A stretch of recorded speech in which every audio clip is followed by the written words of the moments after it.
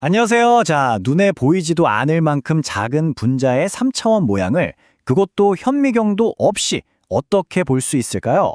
오늘 저희는 마치 분자 탐정이 된 것처럼 그 비밀을 파헤치는 아주 강력한 도구, 바로 NMR 분광법에 대해 한번 알아보려고 합니다. 그 해답은요, 놀랍게도 원자핵들이 보내는 아주 미세한 신호를 엿듣는 기술에 있습니다. 이 신호들을 잘 분석하기만 하면 마치 흩어진 퍼즐 조각을 맞추듯이 분자의 전체적인 구조를 알아낼 수 있는 거죠. 자, 그럼 분자 탐정이 될 준비 다 되셨나요? 지금부터 NMR이라는 아주 강력한 도구를 손에 쥐고 이 복잡한 분자 퍼즐을 어떻게 풀어내는지 그 방법을 차근차근 함께 배워보겠습니다. 본격적인 사건 현장으로 가기 전에 우리 탐정에게 꼭 필요한 도구 상자부터 챙겨야겠죠.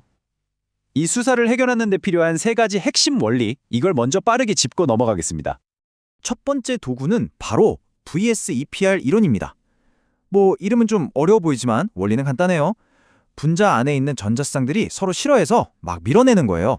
그래서 최대한 멀리 떨어져 있으려고 하거든요. 바로 이 원리 덕분에 우리는 분자의 기본적인 3차원 형태, 그러니까 사건 현장의 전체적인 구조를 대략 파악할 수 있게 됩니다. 다음은 N+1 규칙. 이건 말이죠. 마치 원자들끼리 옆집에 누가 사는지 수다 떠는 걸 엿듣는 기술이라고 생각하시면 돼요. 어떤 원자 주변에 이웃 원자가 N개 있잖아요. 그러면 그 원자가 내는 신호가 딱 N+1개로 갈라져서 보여요. 그러니까 이 갈라진 모양만 보면 이 원자 옆에는 몇 명이 있구나 하고 바로 알 수 있는 거죠. 그리고 마지막 도구는 동위원소 효과입니다. 이게 뭐냐면 같은 원소인데도 사실은 미세하게 다른 질량을 가진 숨겨진 쌍둥이 같은 게 있다는 거예요. 근데 진짜 중요한 건 이 쌍둥이 중에 어떤 녀석은 NMR 신호를 아주 잘 내는데 활성, 다른 녀석은 아예 입을 꾹 닫고 있다는 비활성인 거죠. 바로 이 차이 때문에 스펙트럼에 아주 결정적인 예상치 못한 단서가 남기도 합니다. 자, 이제 도구 상자도 다 챙겼겠다. 그럼 본격적으로 첫 번째 사건 파일을 열어볼까요? 이 원리들이 실제 현장에서 어떻게 쓰이는지 한번 보시죠. 첫 번째 임무입니다. 우리한테 주어진 단서는 딱 하나, CF5라는 분자식분이에요.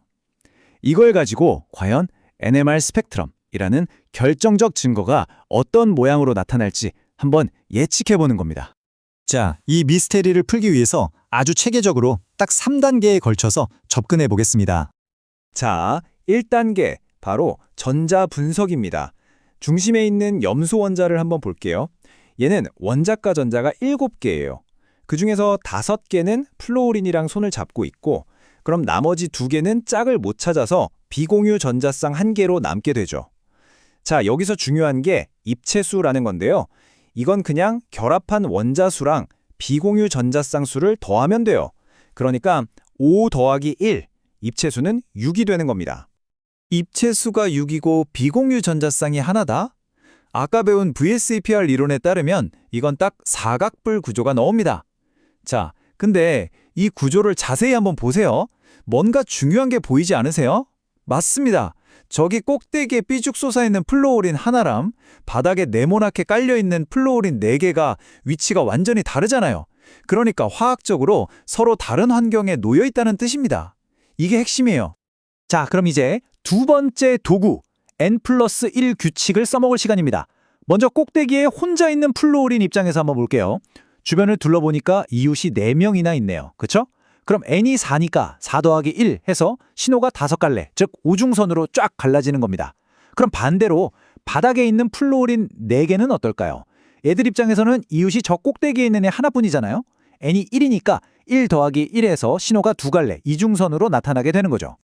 좋습니다. 첫 번째 사건은 해결됐고요. 다음 사건 파일에서는 겉보기엔 아주 단순해 보이는 스펙트럼 속에 동위원소가 교묘하게 숨겨놓은 결정적인 단서를 어떻게 찾아내는지 한번 살펴보겠습니다. 이거야말로 정말 고전적인 미스터리죠.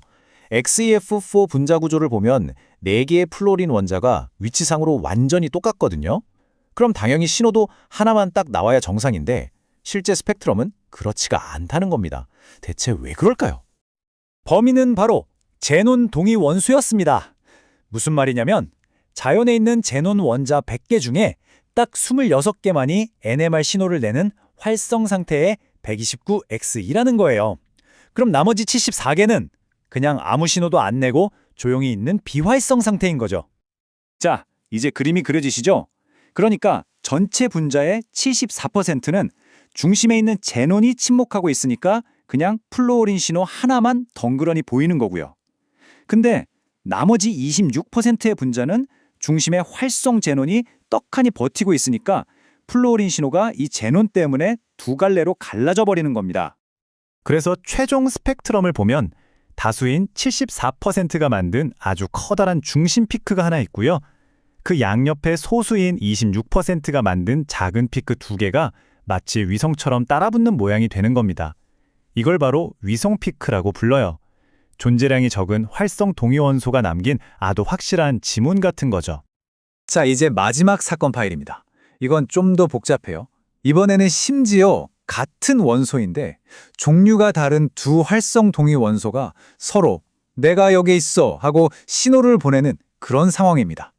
이번 사건의 주인공은 바로 붕소입니다. 자연에는 두 종류의 활성 붕소가 섞여 있는데요. 약 80%는 11B, 그리고 나머지 20%는 10B예요. 근데 여기서 제일 중요한 건 뭐냐면 이 둘의 헥스핀이라는 고유한 값이 다르다는 겁니다. 이 헥스핀 값이 바로 신호가 몇 갈래로 갈라질지를 결정하는 열쇠거든요. 표를 한번 보실까요?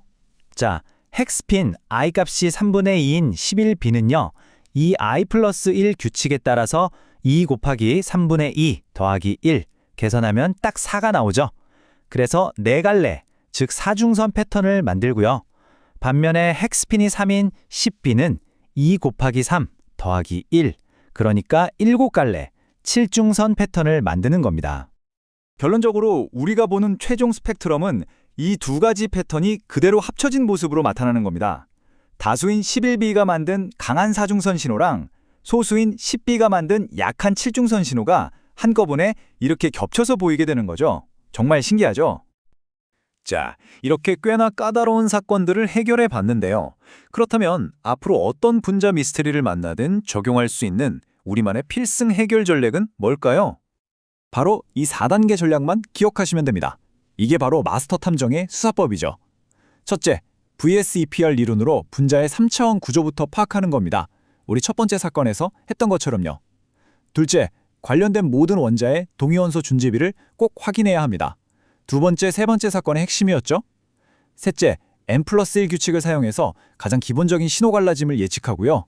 마지막으로 위성 피크나 여러 동위원소가 섞여 만드는 복잡한 효과까지 추가로 고려해주면 어떤 문제든 해결할 수 있습니다. 이렇게 체계적으로 접근하니까 어떤가요? 복잡하게만 했던 스펙트럼이 이제는 단순한 암호가 아니라 분자가 자기 자신에 대해 들려주는 아주 흥미로운 이야기처럼 느껴지지 않으신가요? 자, 이제 여러분은 분자의 비밀을 풀 수 있는 강력한 도구를 손에 넣었습니다. 다음엔 어떤 분자의 비밀을 풀어보시겠습니까? 지금까지 들어주셔서 감사합니다.